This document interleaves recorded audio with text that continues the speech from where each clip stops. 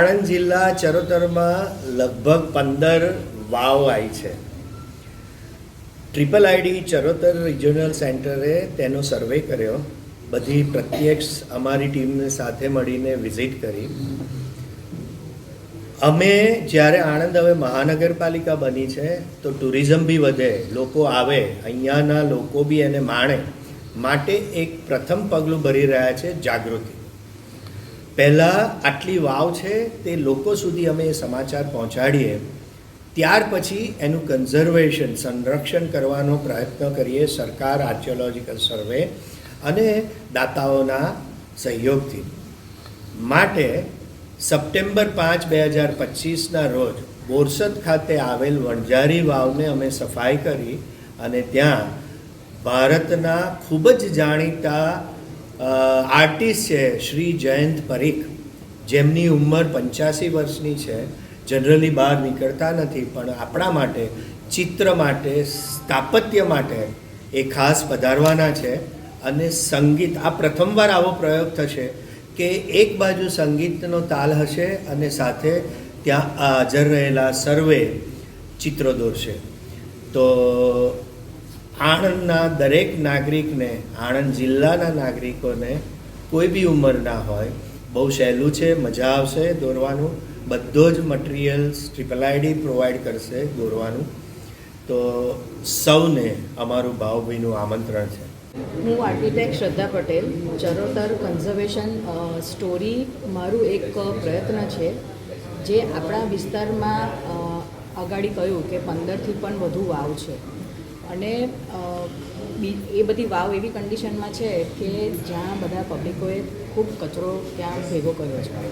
સો વાવને મારું પ્રયત્ન એ છે કે પહેલાં મારે બધી પબ્લિકને જાગૃતિ આપી છે, જેના કારણે એ લોકો એ વસ્તુને આદર આપે.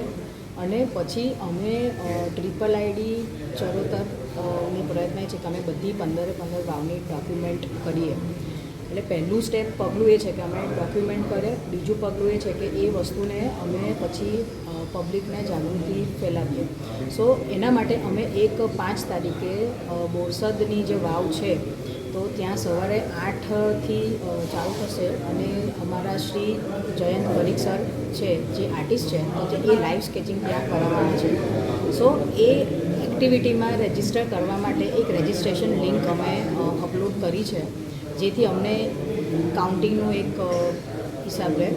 અને બોરસદ વાવનું પ્રોગ્રામ કરવાનું પહેલું પગલું કારણ જ એ છે કે જેથી બધાને ખબર પડે કે આપણે આટલા બધા ચરોતરમાં આટલી બધી 15થી વધુ વાવ છે.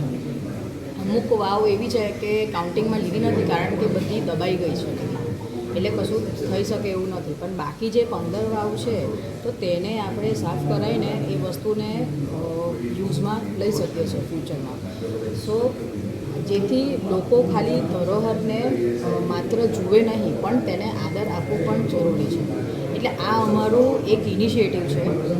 અમારું બિગિનિંગ એ છે કે અમે વાવથી અમે ચાલુ કર્યું, પણ આગળ બી આપણા ઘણા બધા હેરિટેજ બિલ્ડિંગ્સ છે જ કે જેને આપણે પછી લઈ શકાય, પણ પહેલું પગલું વાવથી ચાલુ કરવું છે અમારે. અને સવારે 8થી 10 આપણું બોરસદની વાવમાં જે પ્રોગ્રામ છે, પછી એ જે સ્કેચિંગ જે લોકો કરવાના છે તો સાંજે એનું સોલારિસમાં 6થી 8માં અમે એક્ઝિબિશન રાખ્યું છે, which is open four everyone.